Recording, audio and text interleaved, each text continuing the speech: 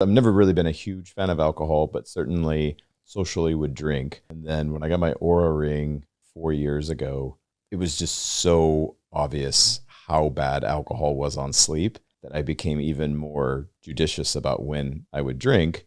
And my partner would say the only time she would complain about me snoring is after a drink. Understanding why that was, it became harder and harder to justify drinking at all. Because for me, sleep is the game, right? Hacking your sleep, you're a different, and everybody knows this, I think, inherently. When you wake up from a good night of sleep, you know what that feels like versus not. But alcohol is one. And so you said no caffeine for 8 hours before bed. Totally agree. Food 2 hours, alcohol 2 hours.